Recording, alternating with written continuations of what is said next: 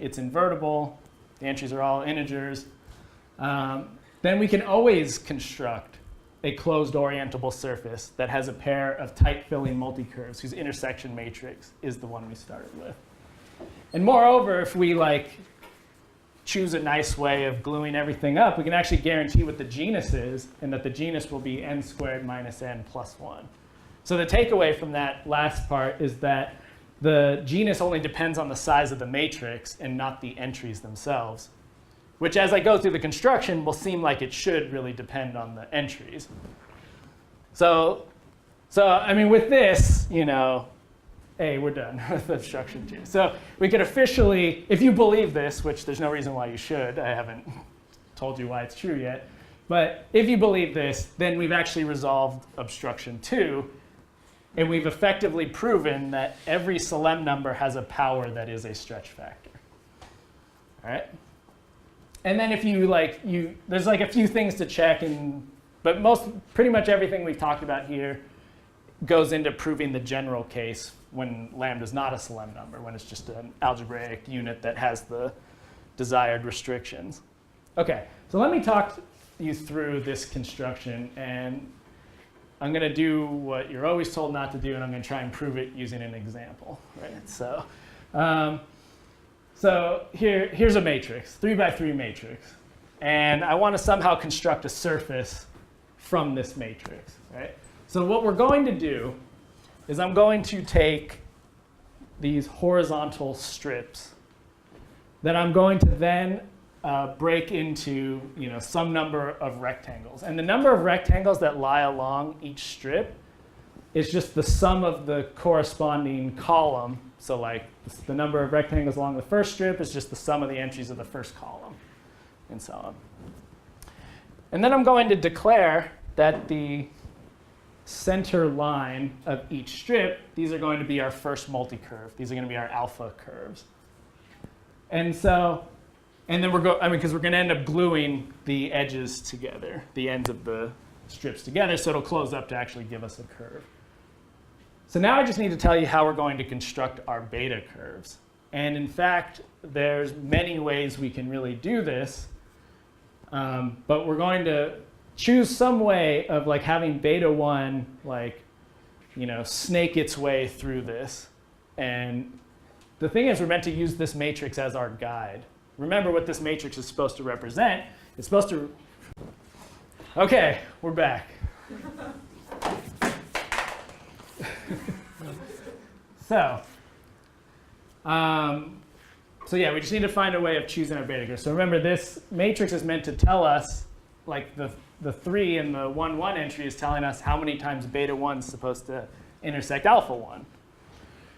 So one way you could do this, kind of a natural thing to think, is well, I could just make each curve hit alpha 1 as many times as required before moving on to the next strip. So you can kind of think of it wrapping around each strip, moving to the next one, wrapping around, and so on, and then close up at the end. And do that for each curve. And then we're going to actually use these curves as a guide to how we're going to glue this together. So what I'm going to do is I'm going to glue edges together, edges of 2 different rectangles, if there's an arc of some beta curve between them. So this edge gets identified to that edge because there's an arc outside. So, and if we do that, if we just follow the beta curves, it tells us how to glue all the edges together. And if we glue everything up, what we end up getting is a closed orientable surface. And by design, it has a cell structure on it, right? We can literally see the cell structure. And we have a face.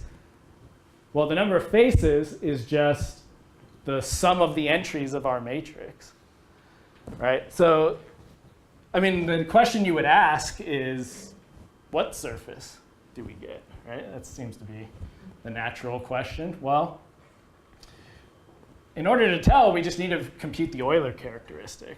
So to compute the Euler characteristic, just to remind you, if we have a cell structure, we have some number of vertices, some number of edges, some number of faces. And the Euler characteristic is V minus E plus F is supposed to equal 2 minus 2G. So if I know V, E, and F, then I know what the genus is. OK, well, as I said, the number of faces is the sum of the entries. Now let's ask about edges. Well, I took a bunch of rectangles, and then I pairwise glued edges together. So the number of edges is just twice the number of faces, right? So if I think about this formula on the left here, that tells us that the Euler characteristic simplifies down to just looking at V minus F. Now V, well, like I said, we had choices for our beta curve. So like what in the picture I showed you before, that I chose that configuration. If you choose a different configuration, you can get different numbers of vertices. So actually, the Euler characteristic can change. And so the genus can change, depends on your choices. But for now, I'm just going to focus on this configuration. So if we think back to this, well, we can just, the vertices are just going to be where the vertices of each rectangle end up, like which ones get identified. And if we follow through all the gluing, we can get some nice colorful pattern like this, like all the red ones get glued together. So all the red ones correspond to one vertex down in my cell structure. And so on. So if we go ahead and count this, we get 8 vertices. And just add up all the entries, we get 20 faces. So for this one, we'd get the genus is 7. Okay. So from a 3 by 3 matrix, we got G equals 7. And if you remember back to the theorem, I said that the genus was supposed to be n squared minus n plus 1. Hey, it worked out, right? So if you use this configuration, then you know what the genus is. If you just do this where you wrap around each strip before moving on to the next one, you know what the genus is going to be. So just to kind of close, I just want to point out that that doesn't mean that this genus is efficient in any way. I mean, it's totally possible. By choosing a different configuration, we could get more vertices and therefore shrink the genus down or something. And so I don't know. So let me show you a different way. Like we could have chosen so that like our beta curves go through each strip once before coming back and going through them again. And so here, like these points will correspond to one vertex because these edges get identified. I mean, these vertices get identified and then to nothing else. So we actually get like a bunch of, you can see a bunch of squares here. So we're actually going to get a lot more vertices from this way of gluing things together. And in fact, what we end up getting is the genus 3 surface in this case. So here we had a 3 by 3 matrix and we got a genus 3. And so one hope would be like, maybe if I had an n by n, I could get a genus n surface. I don't think that's always true, but maybe,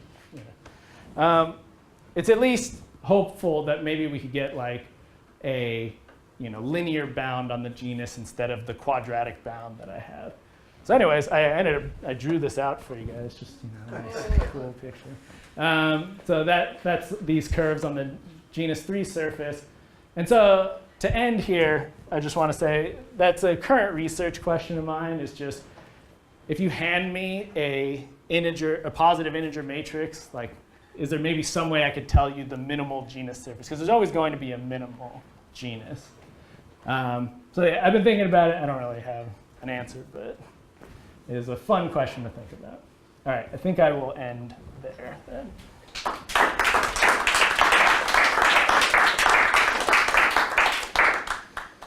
So in the example where you got genus 3 there at the end, yeah.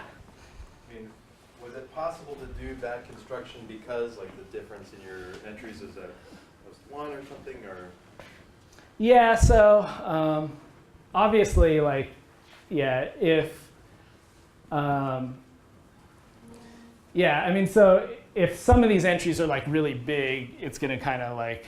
So one thing I should say that's like kind of nice about this is that because like we're able to do this and like none of the curves like outside the strips ever cross each other, and so that means we end up getting a lot of like squares in the dual cell decomposition, which is always like really nice for us because that gives us a lot more vertices.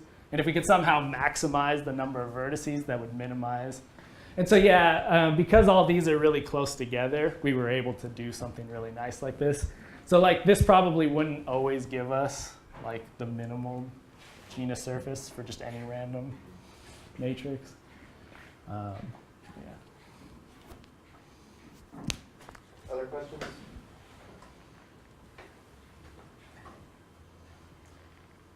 Okay, well, before we thank Josh again, let me remind you we're going to go to lunch. We'll meet in the mailroom in like maybe 5 minutes. And if you are interested in dinner and haven't already let me know, please send me an email within the next 2 minutes. I'm just kidding. The next hour and a half or something. Okay, let's thank Josh. All right.